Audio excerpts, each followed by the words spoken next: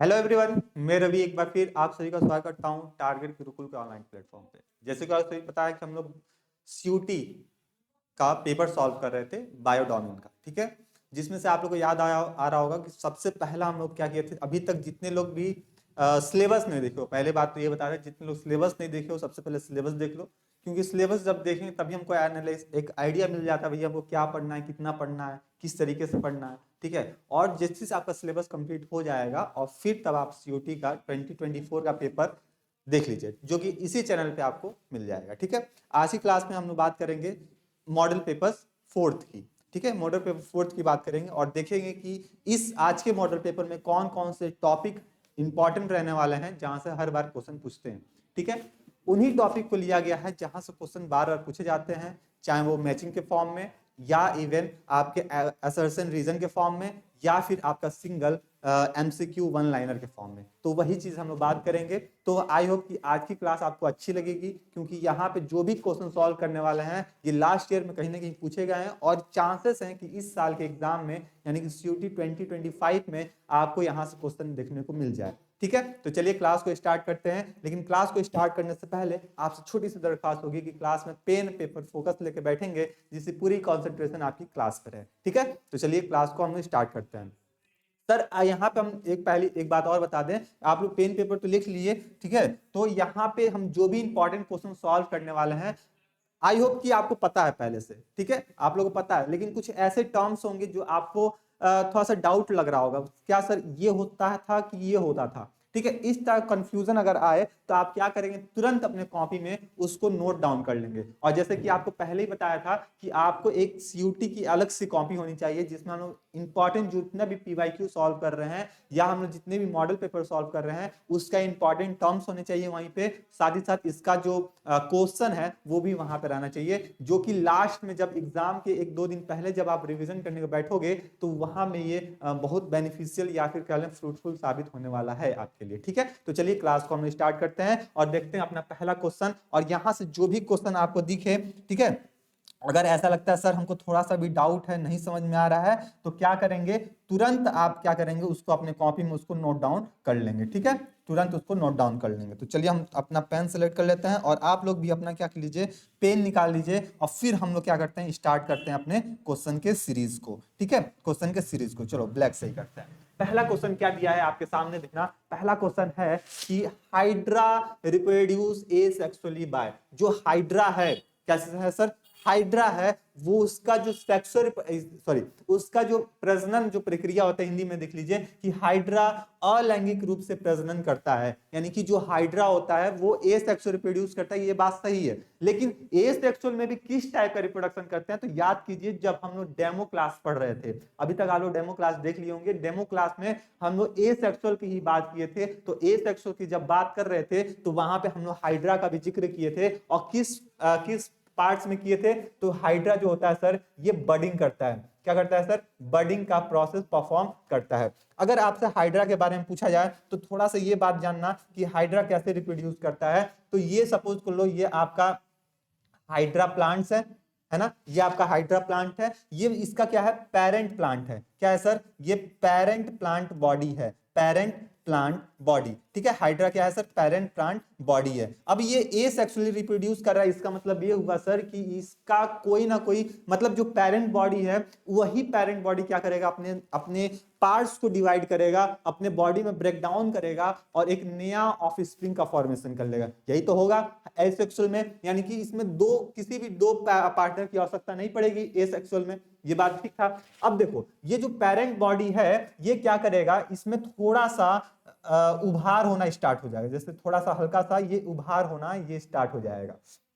ये उभार होना जो स्टार्ट हुआ यहाँ पे, ये जो उभार होना स्टार्ट हुआ ये क्या करता है, धीरे धीरे इसको क्या करता है, हम लोग बर्ड के नाम से जानते हैं, इसको क्या बोलते हैं हम लोग, एक्सियल बर्ड या फिर बर्ड के नाम से हम लोग बोल देते हैं। अब इसमें बर्ड में होता क्या है, ये जैसे जैसे प्लांट पेरेंट प्लांट की अब मैच्योर हो चुका है तो ये बर्ड क्या करेगा, इलोंगेट करने लगेगा, इलोंगेट करके ये मैच्योर होने लगेगा पूरी तरह से। जैसे ही मैच्योर हो जाएगा, वेल अडॉप्टेड हो जाएगा, तो इसकी पेरेंट बॉडी से क्या करेगा सर, इसकी जो पेरेंट बॉडी है यहाँ से क्या होता है डी अटैच हो जाएगा, यहाँ से क्या हो जाएगा ये सेपरेट आउट हो जाएगा और सेपरेट आउट होके एक दूसरा बॉडी बनकर तैयार कर लेगा, एक दूसरा बॉडी बनकर तैयार हो जाएगा। यानी कि ये पेरेंट बॉडी से क्या कर रहा है, बर्ड का फॉर्मेशन कर रहा है, बर्ड का फॉर्मेशन करते हुए धीरे से इलोंगेट करेगा और इलोंगेट होके ये एक नया ऑफ स्प्रिंग का फॉर्मेशन कर लेगा। किसका कर लेगा सर, ऑफ स्प्रिंग का फॉर्मेशन कर लेगा। तो आपसे पूछा जाएगा कि सर ये किस प्रोसेस के थ्रू हुआ है, तो जब भी पूछा जाए किस प्रोसेस के थ्रू हुआ है तो आप बताना ये जो प्रोसेस हुआ है हाइड्रा के अंदर उसको कहते हैं हम लोग बडिंग। क्या कहते हैं उसको हम लोग, बडिंग के नाम से जानते हैं। यानी कि इसका मतलब ये हुआ कि जो पेरेंट बॉडी है, पेरेंट बॉडी से उसका जो एक एक्सियल बर्ड निकला, एक्सियल बर्ड धीरे धीरे इलोंगेट किया, मैच्योर हुआ और वो क्या हुआ, पेरेंट से क्या हो गया, सेपरेट आउट हो गया। यानी कि इसमें हम बताएंगे सर, इसमें जो हाइड्रा होता है उसमें बडिंग का फॉर्मेशन होता है, बडिंग के थ्रू ही क्या करता है ये पेरेंट बॉडी से एक नया ऑफ स्प्रिंग का फॉर्मेशन कर लेता है। यानी कि ऑप्शन नंबर ए, जितने लोग बता रहे हो यहाँ पे सभी लोग का ऑप्शन ए करेक्ट हो जाएगा, बडिंग। क्या हो जाएगा भैया, बडिंग यहाँ पे आपका करेक्ट ऑप्शन हो जाने वाला। बात समझ में आ गया। तो आज जब भी पूछा जाए हाइड्रा के बारे में तो बताना ही सर ये एक सेक्सुअल होता है और ए सेक्सुअल में भी कौन सा टाइप होता है, तो बडिंग का फॉर्मेशन होता है। फ्रेगमेंटेशन, फ्रेगमेंटेशन क्या होता है, उसकी बॉडी अलग अलग फ्रेगमेंट्स में डिवाइड हो जाए, जैसे प्लेनेरिया है ना, प्लेनेरिया है ना, प्लेनेरिया में क्या होता है बॉडी फ्रेगमेंट में डिवाइड हो जाती है। फिर बाइनरी फिजन भी आप जानते हो, बाइनरी फिजन याद करो, वहां पे आपका बता सकते हो थे बहुत सारे ऑर्गेनिज्म आते हैं स्पोलिएशन में। बाइनरी फिजन्स में आपका बेस्ट एग्जांपल बता सकते हो कौन सा है, बेस्ट एग्जांपल बाइनरी फिजन का? देखते हैं कितने लोग कमेंट बॉक्स में बता सकते हैं कि बाइनरी फिजन का बेस्ट एग्जांपल क्या है। दूसरा देखो क्वेश्चन नंबर 2 है, हिबिस्कस फ्लावर इज ए, जो गुलहड़ का फ्लावर होता है, गुलहड़ का फूल होता है, वो किस कंडीशन का होता है, किस नेचर का होता है? क्या ये होमोसेक्सुअल होता है? होमोसेक्सुअल का मतलब होता है समलैंगिक। क्या ये समलैंगिक टाइप का होता है? तो याद करो चैप्टर नंबर 2 12th का चैप्टर नंबर 2, और अभी तो नया एनसीईआरटी में चैप्टर नंबर 1 ही है, ठीक है। तो उसमें हम ये बात करते हैं कि जो हिबिस्कस फ्लावर होते हैं वो किस नेचर के होते हैं, उनमें जो रिप्रोडक्शन वाला प्रोसेस होता है या फिर रिप्रोडक्टिव ऑर्गन होते हैं वो कैसे होते हैं, ठीक है। तो आपको याद आ रहा होगा सर, जब हम लोग क्या पढ़ रहे थे, फ्लावर पढ़ रहे थे ना, तो यहाँ पे फ्लावर में इसी का एग्जाम्पल लेके आपको बताया जाता है, ठीक है, इसी का एग्जाम्पल लेके आपको बताया जाता है, ठीक है। तो इस तरह आपका गुलहड़ का कुछ फ्लावर दिखने में मिलता था। यहाँ पे क्या लगे रहते थे, इस तरह पेडंकल्स इस तरह कुछ लगे रहते थे। फिर यहाँ से क्या लगा रहता सर, इसमें से एंथर निकला रहता था, एंथर निकले रहते थे।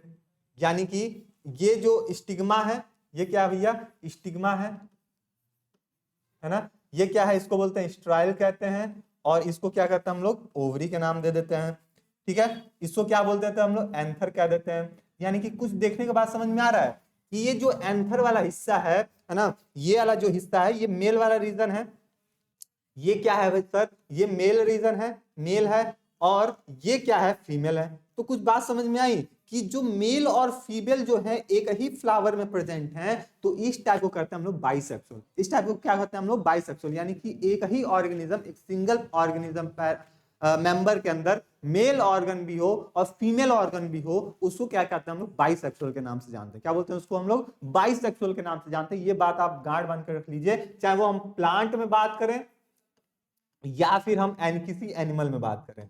जब हम प्लांट में बात करेंगे, ठीक है, तभी भी बाइसेक्सुअल ही यूज करेंगे, है ना, और एनिमल में बात करेंगे तो इसमें भी हम लोग क्या करेंगे, बाइसेक्सुअल यूज करेंगे। तो हिबिस्कस फ्लावर है, हिबिस्कस फ्लावर यानी कि गुड़हल जो फूल होता है उसमें क्या होता है, जो मेल और फीमेल रिप्रोडक्टिव ऑर्गन दोनों एक ही फ्लावर में पाए जाते हैं। यानी कि इसमें एंथर भी पाए जाते हैं, है ना, कार्पेल भी पाए जाते हैं, और स्टेपल्स दोनों एक ही में पाए जाते हैं, ठीक है। तो ये बात आप ध्यान रखना कि ये क्या से होते हैं सर, बाइसेक्सुअल इन नेचर के होते हैं। किस नेचर के होते हैं सर, बाइसेक्सुअल नेचर के होते हैं। तो हिबिस्कस फ्लावर, ये कॉमन क्वेश्चन है, हर बार एग्जाम पूछे जाते हैं, और इवन आप 12th में जब वाइवा देने जाते हो तो वहां पे भी एग्जामिनर आपसे पूछ लेता है कि जो हिबिस्कस फ्लावर होता है वो किस नेचर का होता है, तो आप बताना सर बाइसेक्सुअल फ्लावर का होता है। बात समझ में आ गई, आगे बढ़ जाते हैं। तो जितने लोग ऑप्शन नंबर सी बता रहे हैं उन सभी का ऑप्शन क्या हो जाएगा, करेक्ट हो जाएगा। ये देखो क्वेश्चन नंबर 3, देखो ये क्वेश्चन नंबर 3 बहुत अच्छा क्वेश्चन है। अगर इसको अच्छे से देखो, क्वेश्चन जब भी आए आपके पास उसको अच्छे से पहले पढ़ने की कोशिश कीजिए, ठीक है, उसको क्या कीजिए, अच्छे से उसको पहले पढ़ने की कोशिश कीजिए। क्या दे रहा है देखो, grafting is an artificial vegetative propagation. Grafting, सोचो ग्राफ्टिंग हम कहां पढ़ते थे, वेजिटेटिव प्रोपागेशन जब करने जाते हैं तो वहां पे एक मेथड आता है कटिंग, लेयरिंग, ग्राफ्टिंग, याद आ रहा है। आर्टिफिशियल वेजिटेटिव प्रोपागेशन जब भी हम करने जाते हैं तो ध्यान रखना, वेजिटेटिव प्रोपागेशन क्या दे रहा है sir, vegetative propagation. Vegetative propagation में तीन स्टेप्स आते हैं। पहला आता है कटिंग, है ना, कटिंग, फिर आता है लेयरिंग, फिर आता है क्या सर, लेयरिंग, और फिर आता है आपका ग्राफ्टिंग। ठीक है, फिर आता है आपका ग्राफ्टिंग। अगर पूछा जाए सर वेजिटेटिव प्रोपागेशन का एग्जांपल बता दीजिए, तो वेजिटेटिव प्रोपागेशन का कभी भी आपसे एग्जांपल पूछने को आ जाते हैं तो बताना कि शुगर केन। क्या बता सकते हो सर, शुगर केन। ठीक है, फिर पोटैटो, फिर आप बता सकते हो सर क्या, रोज, है ना, फिर बता सकते हो सर जैस्मीन। तो ये सब क्या है सर, एग्जांपल हैं आपके वेजिटेटिव प्रोपागेशन का। तो वेजिटेटिव प्रोपागेशन में जब भी आपका ग्राफ्टिंग आएगा, कटिंग की बात आ जाए, लेयरिंग की बात आ जाए, तो तुरंत दिमाग में जाना कि सर वेजिटेटिव प्रोपागेशन की आप बात कर रहे हो। ठीक है, आगे क्वेश्चन पढ़ते हैं sir, is the method the position of the grafting of the main part is called। अब क्या कर रहा है सर, जो अब हम ग्राफ्टिंग करने जा रहे हैं, वेजिटेटिव प्रोपागेशन करने जा रहे हैं, उस दौरान सपोज करो, उस दौरान क्या करते हैं हम लोग, अच्छा ग्राफ्टिंग के प्रोसेस में पूछ रहा है, ये ध्यान देना क्वेश्चन में क्या दे रहा है सर, ग्राफ्टिंग के स्टेप में बात की जा रही है। तो सबसे पहले ये जानना होगा सर ग्राफ्टिंग होता क्या है। तो ग्राफ्टिंग में क्या होता है, आप लोग कभी कलम लगाए होगा, कलम, कितने लोग गांव से बिलोंग करते हैं या फिर नर्सिंग फार्म में गए होंगे तो वहां पे सुने होंगे सर कलम का पौधा है। अब वो लोटस वाला कलम नहीं, कलम, कलम, है ना, वो क्या होता है सर, एक नया प्लांट, एक हायर प्लांट रहता है, उस हायर प्लांट का एक टहनिया तोड़ ली जाती है, एक टहनी तोड़ लिया, एक ब्रांच तोड़ लिया छोटा सा।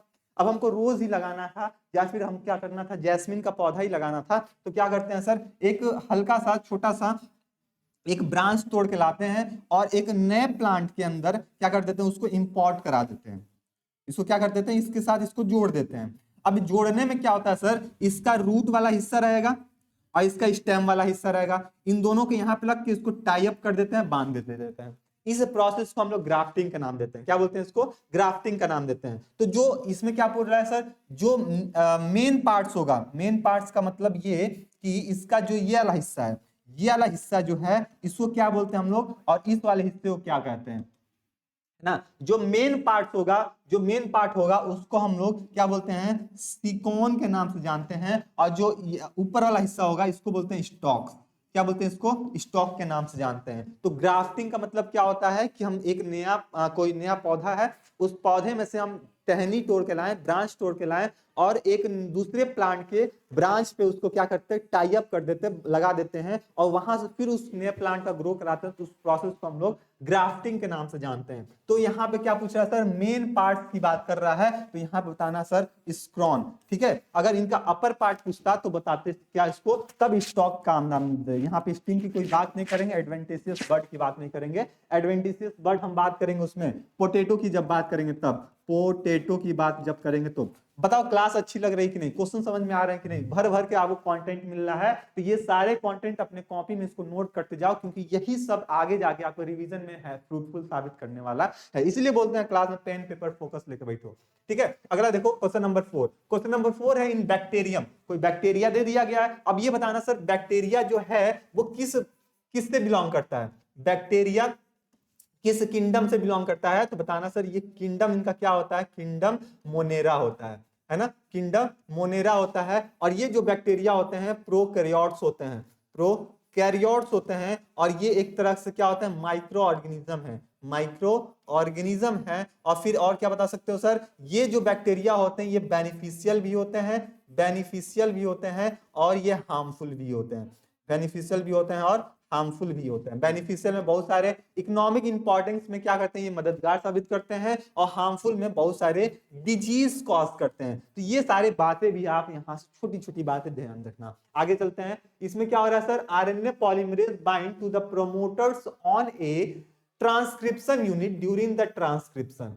अब क्या पूछ रहा है सर कि एक जीवाणु में जब आरएनए पॉलीमरेज प्रतिलेखन के दौरान एक प्रतिलेखन इकाई पर प्रमोट से बांध दिया जाता है, तब वो क्या हो जाता है, तो ये क्या हो जाता है, ऑप्शन देखते हैं, टर्मिनेट्स द प्रोसेस, क्या ये प्रोसेस को टर्मिनेट्स करने लगेगा, क्या इनएक्टिवेट द एक्सॉन, क्या एक्सॉन को इनएक्टिवेट कर देगा, या फिर help to remove the introns, introns को रिमूव करने में हेल्प करेगा, या फिर इनिशिएट द प्रोसेस। तो ये जब भी ये प्रोसेस होगा आरएनए में, पॉलीमरेज में, ट्रांसक्रिप्शन के दौरान, बैक्टीरिया में, तो वो क्या हो जाएगा सर, इनिशिएट्स हो जाएगा, क्या हो जाएगा सर, इनिशिएट द प्रोसेस, ये प्रोसेस को इनिशिएट करने लगेगा, यानी कि ऑप्शन नंबर डी यहां पे प्रतिक्रिया आरंभ करना स्टार्ट कर देगा। तो ऑप्शन नंबर डी जितने लोग बता रहे हो उन सभी का ऑप्शन क्या हो जाएगा, करेक्ट हो जाएगा। अच्छा, एग्जामिनर एक चीज और पूछेगा, एक क्वेश्चन और पूछूंगा, फिर आपसे क्वेश्चन एक पूछूंगा कि सर जो प्रोकैरियोट्स हैं, इस प्रोकैरियोट्स और यूकैरियोट्स में अंतर क्या है,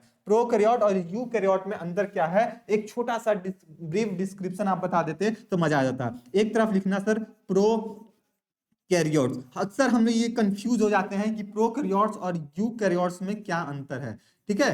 तो एग्जाम में अगर आ जाता, कोई पूछ ले तो हम कंफ्यूज हो जाते हैं। सर प्रोकैरियोट्स की जब भी बात की जाए तो बताना सर, प्रोकैरियोट्स में जो न्यूक्लियस होता है, सेल के अंदर न्यूक्लियस, अब ये मत सोचना कि सर न्यूक्लियस कहाँ है, तो ये बताना सर सेल के अंदर है। कहाँ है सर, ये सेल के अंदर है, ठीक है, सेल के अंदर न्यूक्लियस होता है। वो जो न्यूक्लियस है ये वेल डेवलप नहीं होगा, वेल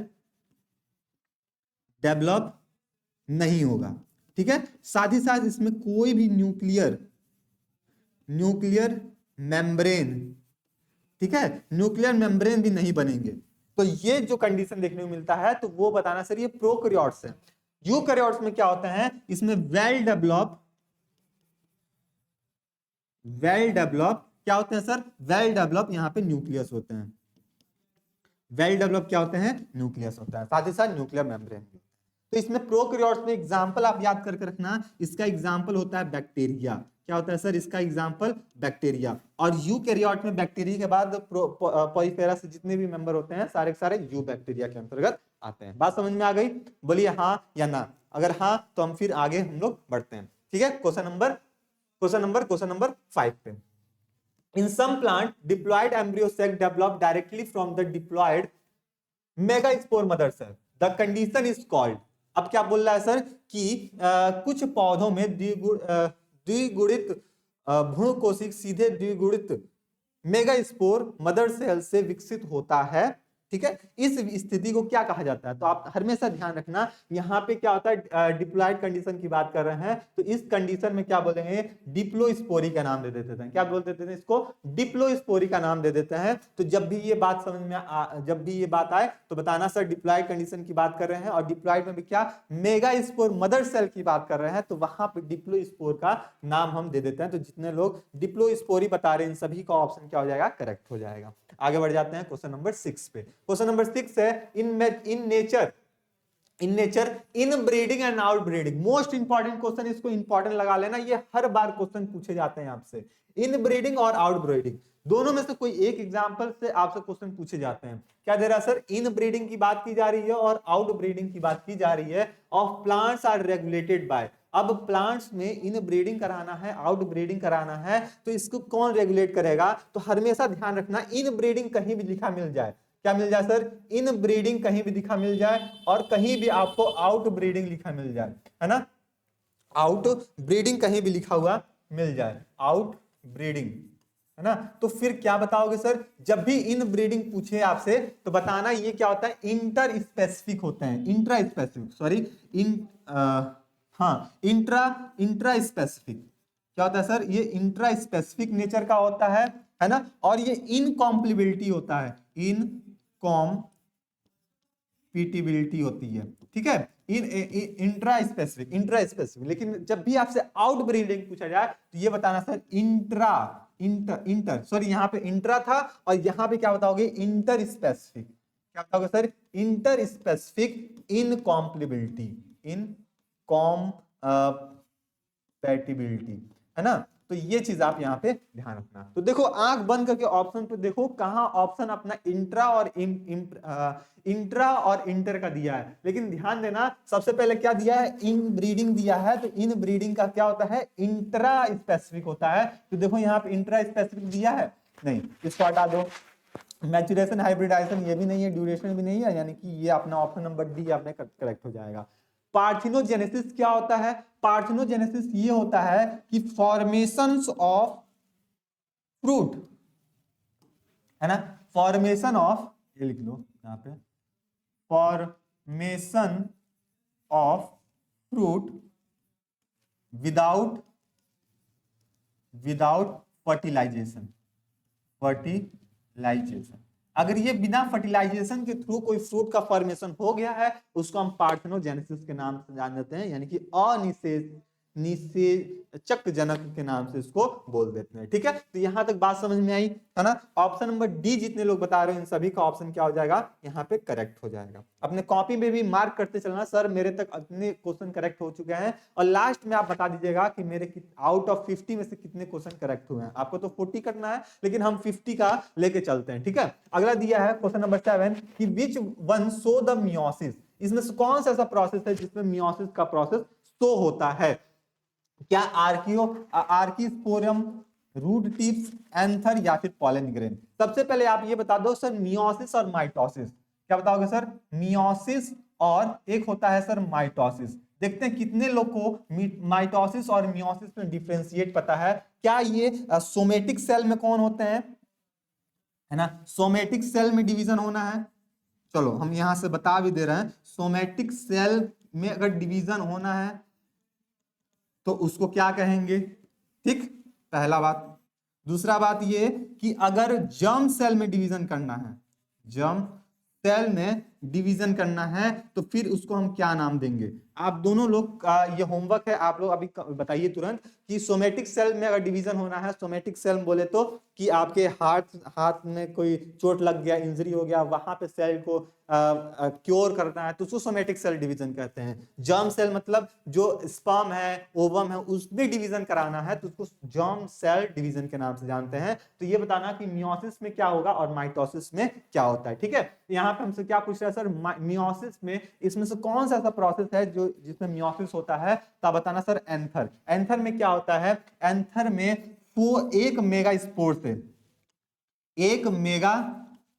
से, है ना, एक मेगा स्पोर मदर सेल से, ऐसे कर लो, एक मेगा स्पोर मदर सेल से 4 डिवाइड करके कितने बनते हैं भैया?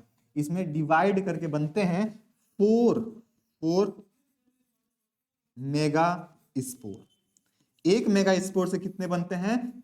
4 मेगा स्पोर। और किस प्रोसेस के थ्रू होता है? तो ये होता है सर मियोसिस के थ्रू। किस प्रोसेस के थ्रू होता है? मियोसिस के थ्रू होता है। तो यहाँ पे जैसे ही एंथर डिवाइड करता है और फिर क्या होता है, यहाँ पे पॉलन ग्रेन का फॉर्मेशन हो जाता है। क्या हो जाता है सर? पॉलन ग्रेन का फॉर्मेशन हो जाता है, जो कि क्या है, ये प्लांट में मेल गैमिट है ना, मेल गैमिट्स। ठीक है, तो ये चीज आप यहाँ पे ध्यान रखना। तो ऑप्शन नंबर सी जितने लोग बता रहे हैं उन सभी का ऑप्शन क्या हो जाएगा, यहाँ पे करेक्ट हो जाएगा एंथर। ठीक है, ये सारी बात आप कॉपी में लिखते चलिएगा, समझते चलिएगा, और फिर एक बार उसको रिवाइज करने में आसानी होगा। क्वेश्चन नंबर 8 देखिए, क्वेश्चन नंबर 8 क्या दिया है, ये रिप्रोडक्टिव हेल्थ से क्वेश्चन है कि in an analysis of the sperm sample, नहीं सॉरी वो कोई यहाँ से क्या, in the analysis of the semen sample. Semen क्या होता है कि अगर जो स्पर्म है उसके साथ और भी कोई फ्लूइड मिल जाता है, फर्टिलाइज्ड फ्लूइड मिल जाता है, जिससे वो क्या होता है, वो रिप्रोडक्टिव ट्रैक में इजी वे में स्विम करता है, उसको सीमेन का नाम दे देते हैं। It is the observe that the total number of the sperm was the 18 million. अब कोई पर्सन है, उसमें ये एनालिसिस करने को मिला कि एक पर्सन में जो भी स्पर्म रिलीज हो रहा है वो 18 मिलियन है। कितना है भैया? 18 मिलियन स्पर्म है, जिसमें से 80% जो होता है वो हाईली मोटिलिटी होता है, यानी कि 80% क्या होगा, ये मोटाइल होंगे, और 20% ऐसे स्पर्म होंगे जो कि नॉन मोटाइल होंगे, है ना, जो कि नॉन मोटाइल होंगे, वो रेस में पार्टिसिपेट करेंगे ही नहीं। आगे देखते हैं, 20% सो द लेस मोटिलिटी। वो क्या होता है, उनकी मोटिलिटी पावर क्या होती है, कम होती है। How many sperm have the Y chromosome approx. अब क्या पूछ रहा है सर, अब सपोज करो कोई मेल है, यानी कि XY वाला होगा। अब XY वाला है यानी कि मेल है, वो जाहिर सी बात है। अब यानी कि इसमें कौन सा गैमिट बन रहा है सर, इसमें स्पर्म का फॉर्मेशन हो रहा है, और स्पर्म का अप्रॉक्स नंबर कितना है, 18 मिलियन है। कितना है सर, 18 मिलियन है। अब ये सोच के देखो कि अपना ह्यूमन में या ह्यूमन में क्रोमोसोम की संख्या कितनी होती है, तो बताओगे सर ह्यूमन की जो क्रोमोसोम संख्या होती है, ह्यूमन में क्रोमोसोम की जो संख्या होती है वो कितनी होती है, 46 होती है। बात समझ में आ रही है, 46 होती है, तभी तो हम बोलते हैं 23 पेयर। 23 पेयर क्या बोलते हैं सर, 23 पेयर का नाम देते हैं। 23 पेयर क्या होता है सर, 23 नंबर आता है अपना मेल से और 23 नंबर आता है अपने फीमेल से। तो जब ये फर्टिलाइजेशन होता है तो 23 नंबर ऑफ क्रोमोसोम आके मिक्स होते हैं और 23 पेयर का फॉर्मेशन करा लेते हैं, यानी कि 46 नंबर बन जाते हैं।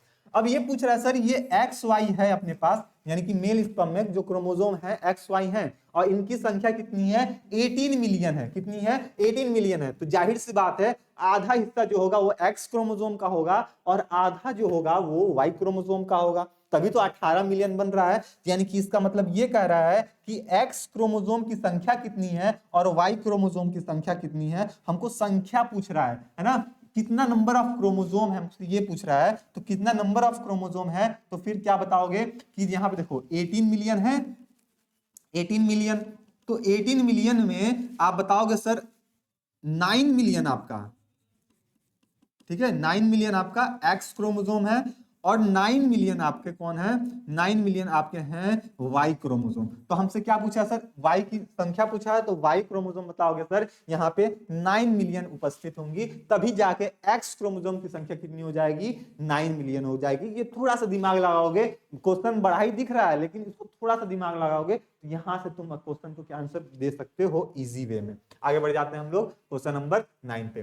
क्वेश्चन नंबर 9 है कि which of the following group of the hormone are produced during the pregnancy. Pregnancy के दौरान कौन सा हार्मोन का सिक्रीशन होता है। तो ऑप्शन में देखो प्रेगनेंसी के दौरान है ना कौन सा हार्मोन सिक्रीट होता है, तो एक हार्मोन का नाम लिखना human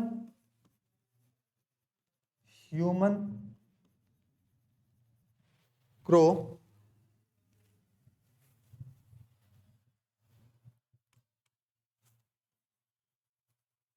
chronic human chronic gonadotropin, gonadotropin,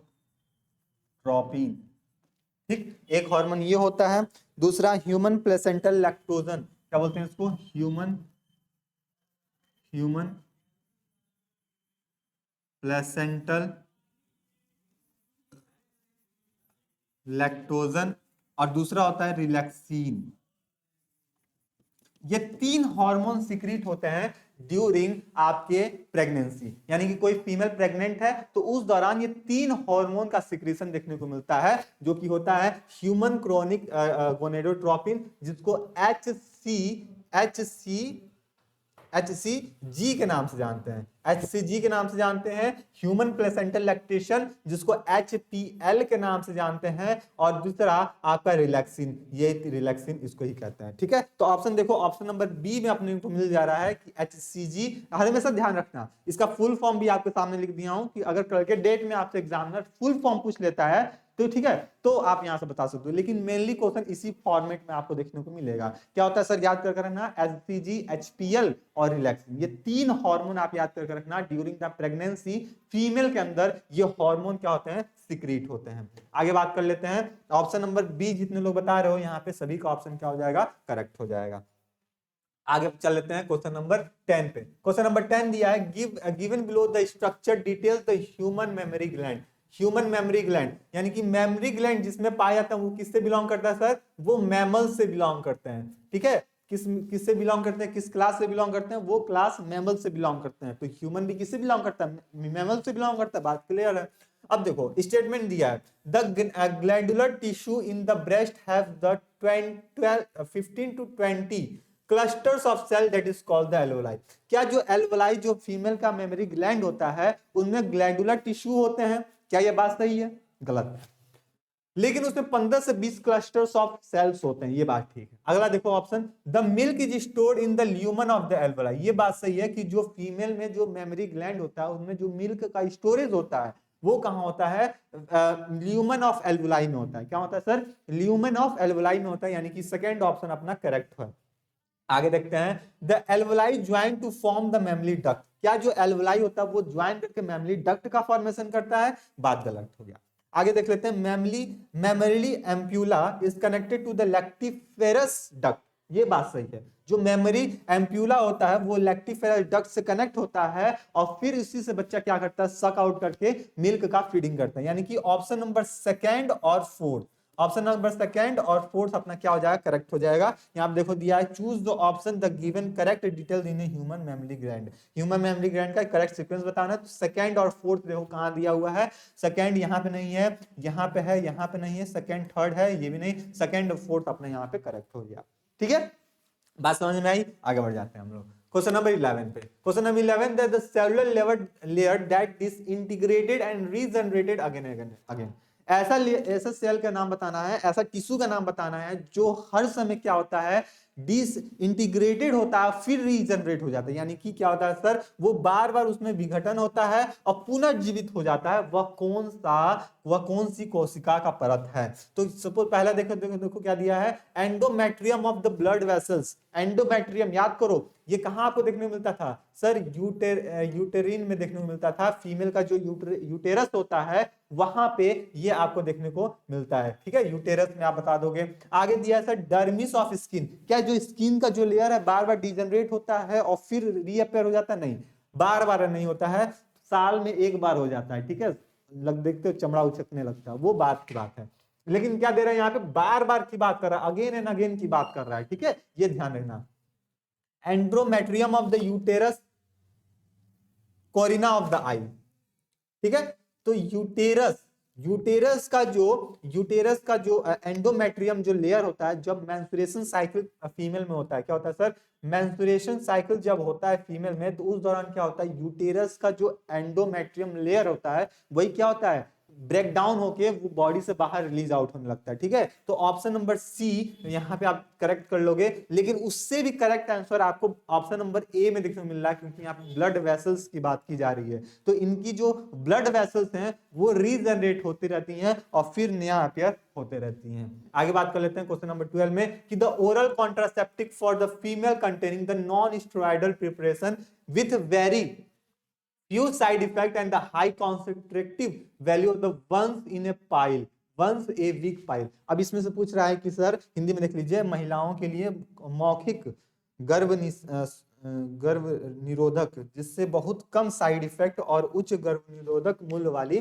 गैर स्टेरॉइड्स तैयारी होती हैं सप्ताह में एक बार गोली। इसका क्या नाम होता है, इसको कॉमन नाम ही बोलते हैं once in a week pill, यानी कि सप्ताह में एक बार गोली। तो इसको किस नाम से जानते हैं, इसको सहेली के नाम से जानते हैं। क्या बोलते हैं इसको, सहेली के नाम से जानते हैं। और ये ध्यान देना कि सहेली से हर साल के एग्जाम में क्वेश्चन पूछे जाते हैं, चाहे इस फॉर्मेट में दे दे या बोल दे कि इसका प्रोडक्शन कहां से होता है, तो बताना central drugs of research institute Lucknow से, है ना, लखनऊ से इसको क्या किया जाता है, वहां पे इसको रिसर्च करके वहां से बनाया गया था। तो सहेली का नाम याद रखना, यहाँ पे ऑप्शन आपका डी आपका करेक्ट हो जाएगा, सहेली। ठीक है, आगे बढ़ जाते हैं क्वेश्चन नंबर 13 पे। क्वेश्चन नंबर 13 है, emergency contraceptive are the effective if used within. अब क्या दे रहा है सर इमरजेंसी कंडीशन आ गया। इमरजेंसी कंडीशन ये आ गया कि कोई कपल्स हैं, कॉपुलेशन किया, अब उस दौरान वो बैरियर का यूज नहीं किए। अब यहाँ पे क्या दे रहा है कि अब हम इमरजेंसी कॉन्ट्रासेप्टिव पाइल्स का हम यूज करेंगे, तो हम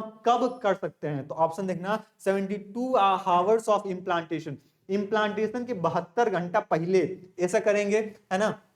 क्या मेंस्ट्रुएशन साइकिल के 72 घंटे पहले करेंगे, या फिर ओव्यूलेशन जब होगा उससे 72 घंटा पहले करेंगे, या फिर कॉर्टिकस के 72 घंटे बाद करेंगे। तो यहाँ पे आपको इमरजेंसी कॉन्ट्रासेप्टिव पाइल्स की बात की जा रही है, तो यहाँ पे ना ही इम्प्लांटेशन की बात करेंगे, ना ही मेंस्ट्रुएशन साइकिल की बात करेंगे, ओव्यूलेशन की भी बात नहीं करेंगे। हम लोग यहाँ पे कॉर्टिकस की बात करेंगे कि 72 घंटे के बाद अगर कोई पर्सन, कोई फीमेल है, कॉन्ट्रासेप्टिव पाइल्स ले लेती है तो वो प्रेगनेंसी से बच जाएगी, है ना।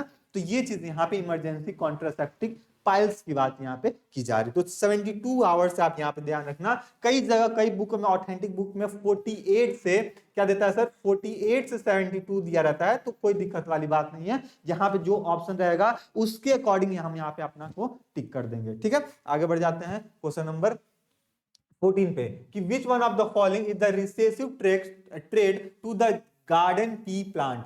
क्या बोल रहा सर, गार्डन पी प्लांट में कौन सा ऐसा रिसेसिव ट्रेड्स आपको देखने को मिलता है, तो आप बताना सर यहाँ पे टर्मिनल फ्लावर के पोजीशन, कि फ्लावर की पोजीशन कैसी है, तो उस पे हम लोग यहाँ पे मेंडल साहब ने सबसे पहले बात किए थे। अगर आपसे पूछा जाए कि फादर ऑफ जेनेटिक्स, क्या बोला जाए sir, father of genetics, father of genetics कौन है, जॉर्ज मेंडल। क्या याद रखोगे सर, मेंडल नाम याद कर रखोगे। किस प्लांट पे अपना एक्सपेरिमेंट किए थे, तो पी प्लांट पे अपना एक्सपेरिमेंट किए थे, जिनको नाम बोलते थे पाइसम सटाइवम। क्या बोलते थे सर, पाइसम सटाइवम का नाम यहाँ पे हम लोग देते हैं, ठीक है, पाइसम सटाइवम का नाम देते थे। तो पी प्लांट पे क्या किया था, अपना एक्सपेरिमेंट को परफॉर्म करिए थे। ये क्या है इनका एक्सपेरिमेंटल, क्या बोलते हैं इसको, एक्सपेरिमेंटल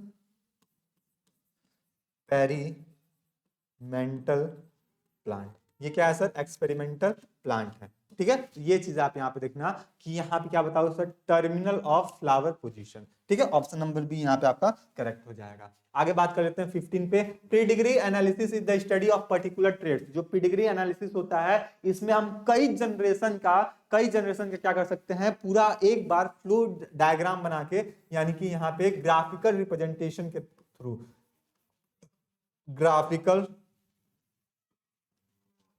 रिप्रेजेंटेशन, ग्राफिकल रिप्रेजेंटेशन में हम क्या बताते हैं सर, फ्लो चार्ट बनाते हैं। क्या बनाते हैं सर, फ्लो चार्ट के थ्रू हम क्या बता सकते हैं, सेवरल जनरेशन का, क्या बता सकते हैं सर, सेवरल जनरेशन का पूरा क्या बोलते हैं, कच्चा चिट्ठा निकाल सकते हैं, ठीक है। तो यहाँ पे हम ये बता सकते हैं कि कौन सा पर्सन है वो रिसेसिव है, कौन सा पर्सन है जो डोमिनेंट है, कौन मेल है, कौन फीमेल है, कौन इफेक्टिव है, कौन नॉन इफेक्टिव है, इस तरह हम यहाँ पे बताते हैं। तो यहाँ पे सेवरल जनरेशन का हम लोग ब्यौरा दे सकते हैं, ठीक है। आगे बात कर लेते हैं कि when chromosome sets are the present in the multiples of the N, the condition is called. देखो अब कंडीशन क्या होता है, या तो हैप्लॉइड कंडीशन होता है, हैप्लॉइड कंडीशन, हैप्लॉइड कंडीशन में सिंगल एन बताते हो, ठीक है। एक होता है sir diploid condition, diploid condition यानी कि 2n बताते हो, ठीक है। हैप्लॉइड कब होगा, जब सिंगल गैमेट होगा वहां पे, और डिप्लॉइड कब होगा, जब दो गैमेट आपस में मिल जाए तो वो डिप्लॉइड हो जाए। लेकिन कुछ कंडीशन ऐसा होता है, कहीं पे हमको क्या देखने को मिलता है सर, 3n देखने को मिल जाता है, कहीं 4n देखने को मिल जाता है, कहीं 5n देखने को मिल जाता है। ये कब होता है सर, जब एबनॉर्मलिटी कंडीशंस आती हैं। ये कब होता है sir, abnormality condition, abnormality condition. अब ये एबनॉर्मलिटी कंडीशन में इसको क्या बोलते हैं, इसको यूप्लॉइडी का नाम देते हैं, इसको क्या बोलते हैं हम लोग, यूप्लॉइडी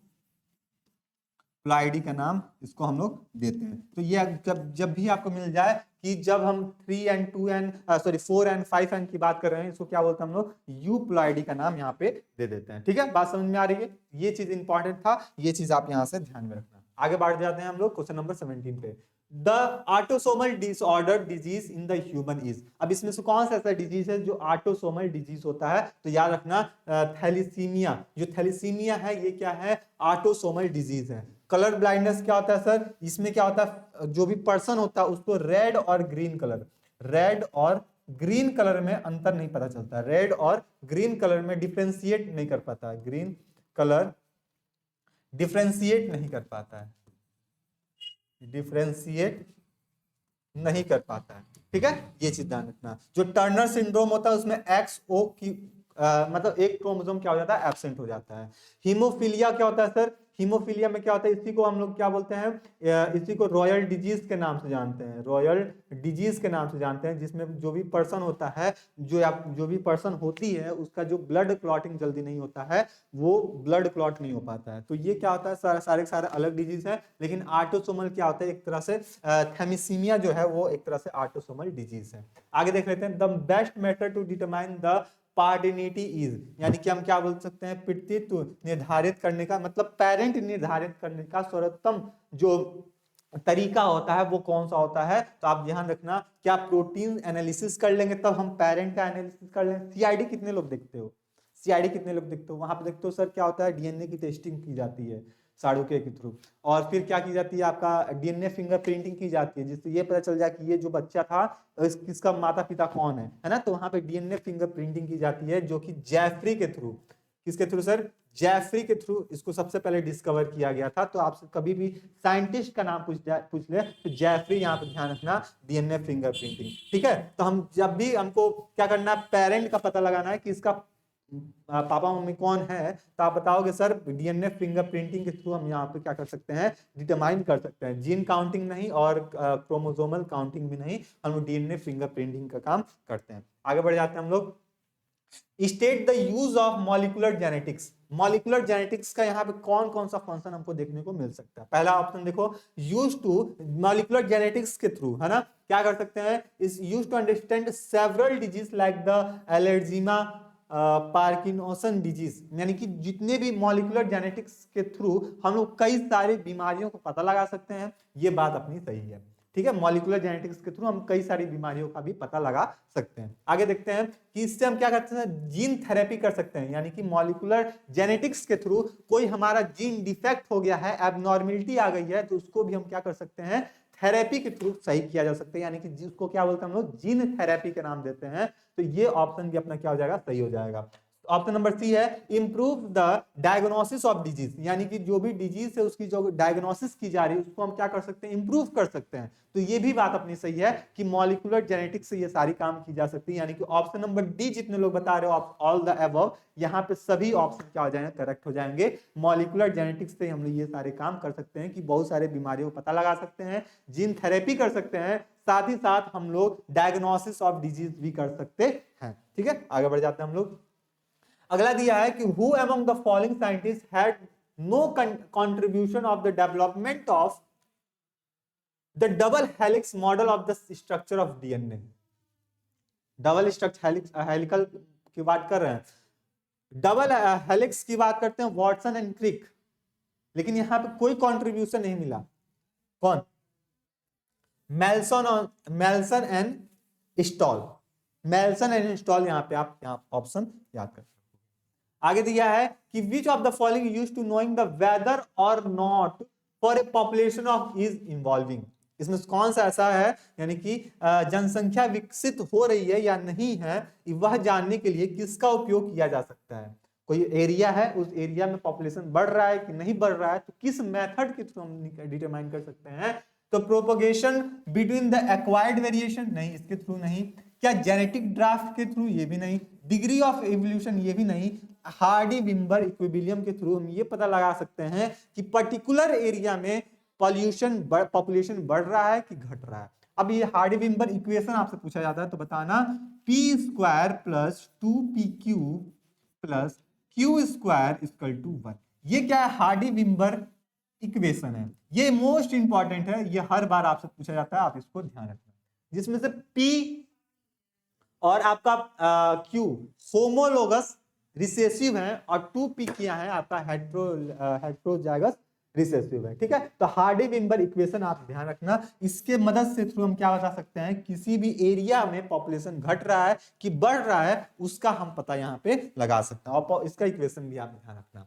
आगे दे रहा है कि which of the following use है द एटमॉस्फेरिक पॉल्यूशन इंडिकेटर। यानी कि एटमॉस्फेरिक पॉल्यूशन इंडिकेटर के रूप में हम किससे जानते हैं, तो ऑप्शन में देखना, लाइकोपोडियम। लाइकोपोडियम को क्या बोलते हैं, हॉर्स टेल के नाम से जानते हैं। क्या बोलते हैं इसको, हॉर्स टेल के नाम से जानते हैं। तो हॉर्स टेल यहाँ पे कोई इंपॉर्टेंट रोल प्ले नहीं करता है अपना पॉल्यूशन के लिए।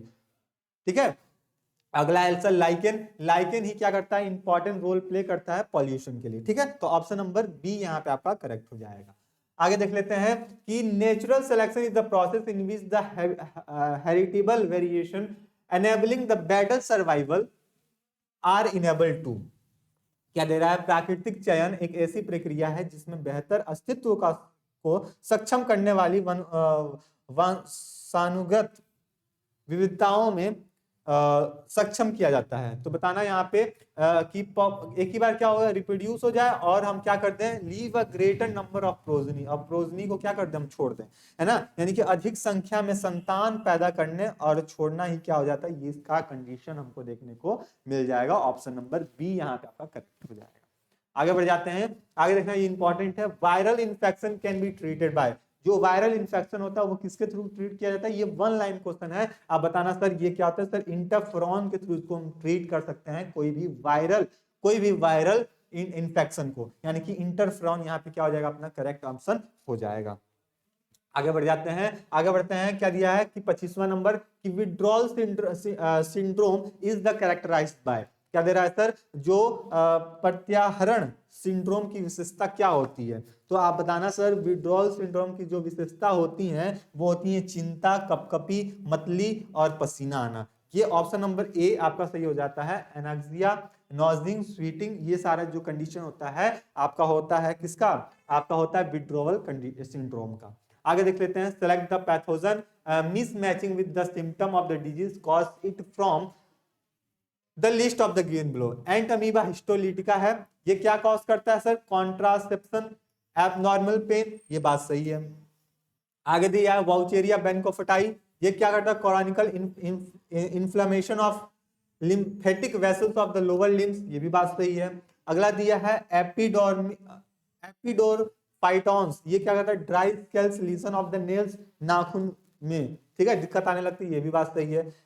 Haemophilus influenza, Haemophilus influenza blockage of intestinal package, ये आपकी बात गलत है, ठीक है। ये क्या करता है, इन्फ्लामेशन में भी ये भी इंपॉर्टेंट रोल प्ले करता है आपका हीमोफिलस इन्फ्लुएंजा, तो यही अपना गलत होगा, तो यही अपना क्या हो जाएगा, सही हो जाएगा, क्योंकि यहाँ पे हमको देना है मिसमैच वाला। तो जब भी इस टाइप का क्वेश्चन है तो आप सबसे पहले अंडरलाइन कर लीजिए, मार्क कर लीजिए, हमको क्या बताना है, सही बताना है कि गलत बताना है। आगे दिया सर, टाइफाइड फीवर किसके थ्रू कंफर्म किया जाता है, तो इसको कंफर्म किया जाता है सर विडॉल टेस्ट के थ्रू।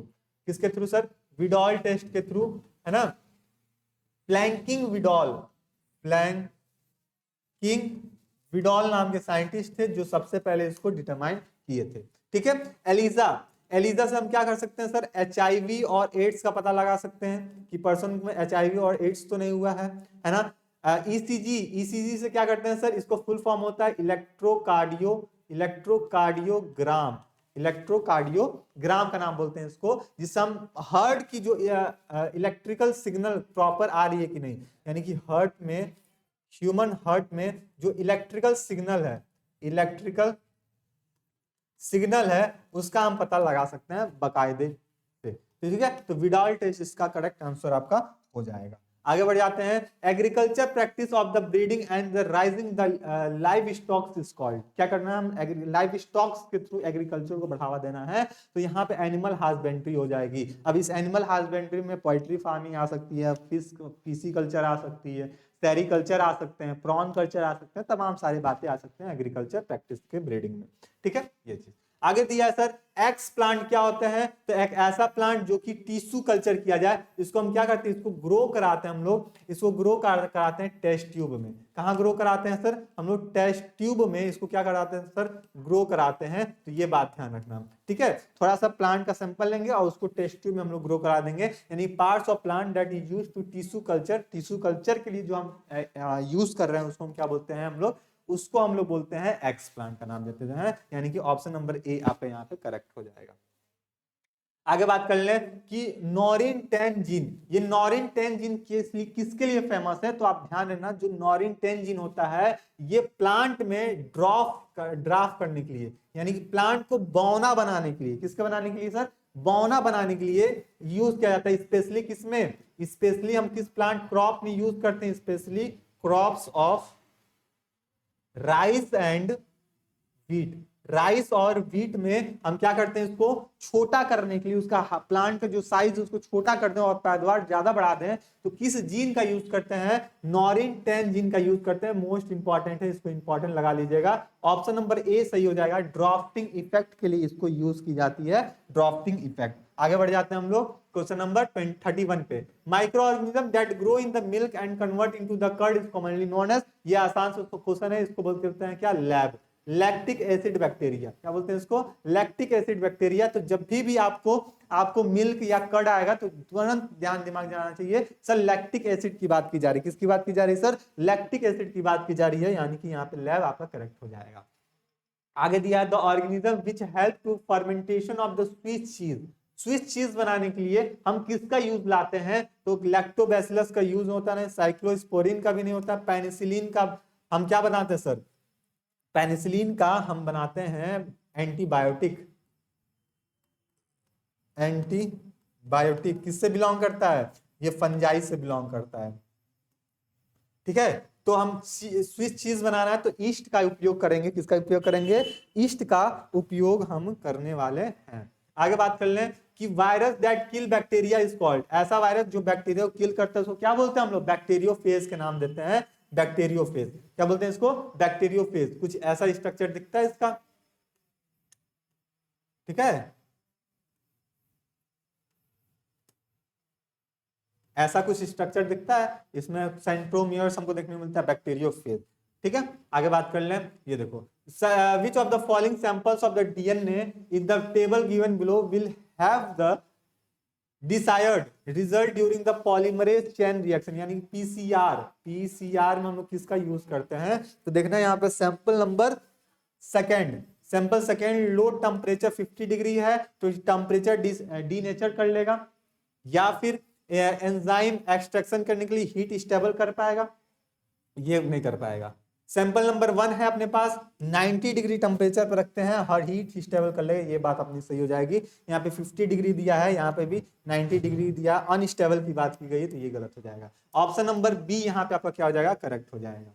आगे बात कर लेते हैं, during the agarose gel, agarose gel की बात कर रहे हैं, ध्यान देना, एग्रोस जेल बायोटेक्नोलॉजी क्या दे रहा है कि electrophoresis DNA fragment move towards the anode, जो डीएनए का जो फ्रेगमेंट होता है वो एनोइड की तरफ मूव कर जाता है। और एनोइड कौन सा चार्ज होता है सर? ये पॉजिटिव चार्ज होते हैं, ये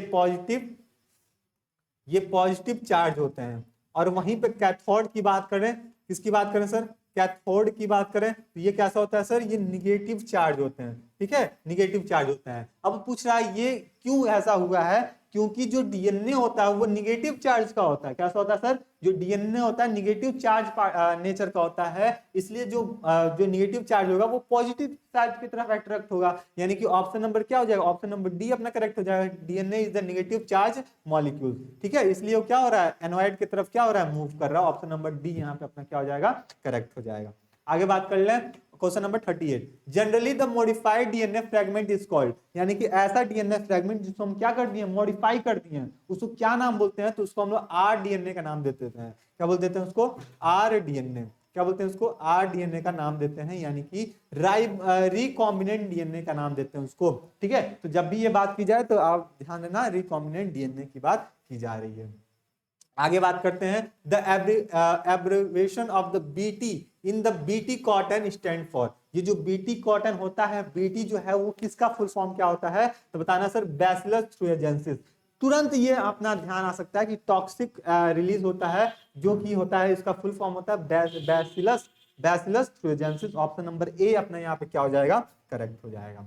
आगे बढ़ जाते हैं, ए प्रोब इज ए, है ना, एक जांच क्या है? प्रोब क्या है? तो एंटीबायोटिक रेजिस्टेंस जीन नहीं, प्रोमोटर है नहीं, रेडियो एक्टिव सब्सटेंस नहीं, ये क्या होता है sir? Complementary sequence of DNA को हम क्या बोलते हैं? प्रोब का नाम देते हैं। ऑप्शन नंबर सी यहाँ पे आपका करेक्ट हो जाएगा। आगे बढ़ जाएं, exponential growth patterns of the population is result into, क्या बोल रहा है सर? एक्सपोनेंशियल ग्रोथ करना है किसी जनसंख्या का, ना वृद्धि पैटर्न हमको देखना है, तो हम किससे पता लगा सकते हैं? वो उसमें जो ग्राफ बनता है वो जे शेप का बनता है। कैसे बनता है सर? जे शेप का बनता है टाइम पे और उसका एक्सपोनेंशियल ग्रोथ पे। तो ऑप्शन नंबर बी यहाँ पे करेक्ट हो जाएगा, जे शेप का यहाँ पे आपका कर्व देखने को मिलता है ग्रोथ रेट का, ठीक है, जिसमें से dn upon dt equal to rn, ये आपका फॉर्मूला ग्रोथ रेट का, यहाँ पे ध्यान देना, ठीक है। आगे बढ़ जाते हैं हम लोग, क्या दे रहा है? In 2005 for each of the 14 million peoples present in a country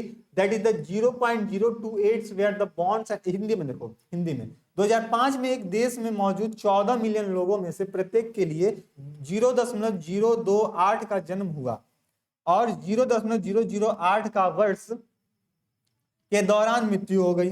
घटित समीकरण का उपयोग करते हुए 2015 में उपस्थित लोगों की जनसंख्या का अनुमान लगाना, हमको अनुमान लगाना है कि 2005 में कितने थे? 14 मिलियन थे, और मर कितने रहे हैं, जीवित कितने हो रहे हैं, ये डाटा अपने पास दे दिया गया है। और ये बताया जा रहा है, प्रिडिक्ट कीजिए कि 2017 में, नहीं 2000 किसमें?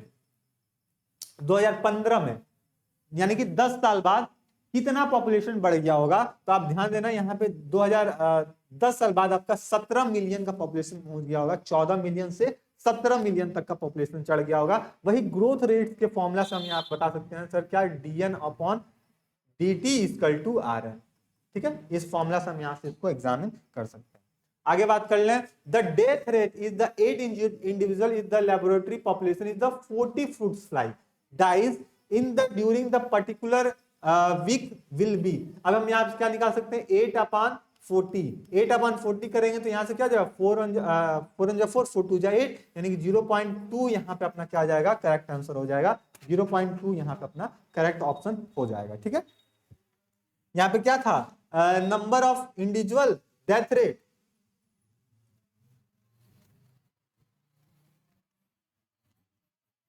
नंबर ऑफ डेथ रेट और नंबर ऑफ इंडिविजुअल।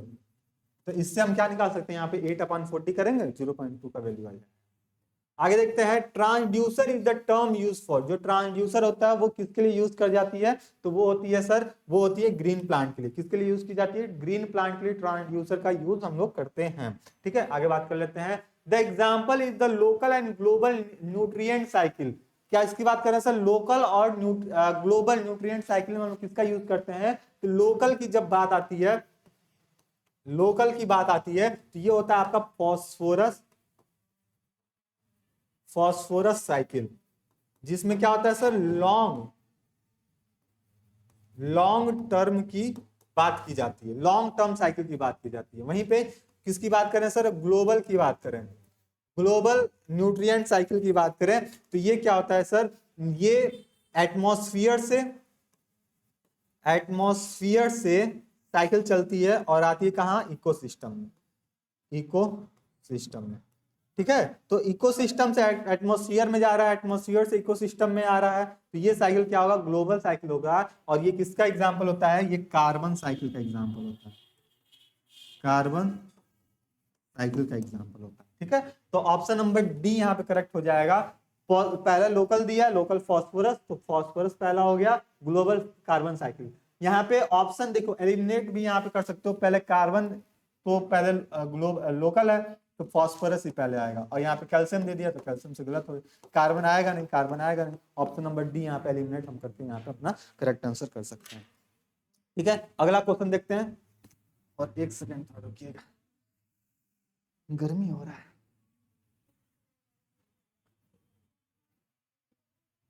ठीक है, अगला देखते हैं हम लोग, question number 44, secondary producer are. बताओ, सेकेंडरी प्रोड्यूसर कभी नाम सुने हो क्या, हमेशा प्राइमरी प्रोड्यूसर आप लोग सुनोगे, क्या बोलोगे सर, प्राइमरी प्रोड्यूसर। और प्राइमरी प्रोड्यूसर क्या होता है सर, ग्रीन प्लांट होते हैं, जितने भी ग्रीन प्लांट होंगे वही प्राइमरी प्रोड्यूसर होते हैं सर, सेकेंडरी प्रोड्यूसर कोई नहीं होता है, सेकेंडरी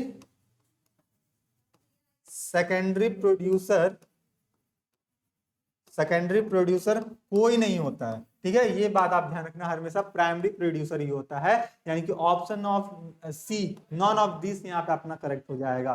तो प्राइमरी प्रोड्यूसर कभी भी नहीं होता है, हमेशा क्या होता है सर, सॉरी, प्राइमरी प्रोड्यूसर होता है, सेकेंडरी प्रोड्यूसर कभी नहीं होता, ये बात आप ध्यान रखना। ऑप्शन नंबर सी यहाँ पे करेक्ट हो जाएगा। आगे देखते हैं, in which of the following protects area land patches will be the permitted to the grazing plantation and cultivation. इसमें से कौन सा ऐसा एरिया है जहां पे लोगों को ये व्यवस्था मिल जाती है, क्या मिल जाती है कि निम्नलिखित में से किस संरक्षित क्षेत्र में भूमि के टुकड़े को चराई, वृक्षारोपण और खेती के लिए अनुमति दी जाती है, तो ये होता है आपका बायोस्फीयर रिजर्व ओनली। कहाँ होता है सर, बायोस्फीयर रिजर्व ओनली में ये आपको देखने को मिलता है। और इसमें आपको 3 जोन देखने को मिलता है। पहला जो जोन होता है उसको बोलते हैं कोर जोन, फिर होता है बफर जोन, है ना, और फिर होता है आपका ट्रांजिशनल जोन। और इसी ट्रांजिशनल जोन में आपको क्या मिलता है सर, कल्टीवेशन करने के लिए एरिया मिल जाएगा,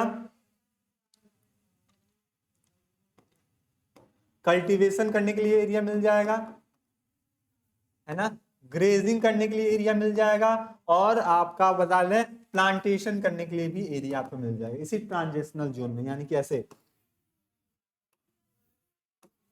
ये कोर है, ये आपका बफर है, और ये क्या है आपका ट्रांजिशनल जोन है। ठीक है, तो इस तरह आप यहां से ध्यान रखें। ऑप्शन नंबर यहाँ पे क्या लगाए हो, ऑप्शन नंबर डी यहाँ पे टिक लगाए, ठीक है, biosphere. Which one of the following the living lungs of the planet, lungs of planet किसे कहते हैं, है ना, प्लैनेट्स ऑफ लंग्स किसे कहते हैं, तो आप बताना सर। अमेज़न रेन फॉरेस्ट जो होता है उसको हम क्या बोलते हैं, लंग्स ऑफ प्लैनेट्स कहते हैं। हमारे अर्थ पे, अर्थ का 20% जो ऑक्सीजन बाहर रिलीज करना है वो किसके थ्रू होता है, अमेज़न प्लांट, अमेज़न फॉरेस्ट से होता है। ये है कहाँ, तो ये है आपके साउथ अमेरिका में। कहाँ है सर, साउथ अमेरिका में ये है। ये बात आप यहाँ पे ध्यान रखना, ठीक है। आगे बढ़ जाते हैं।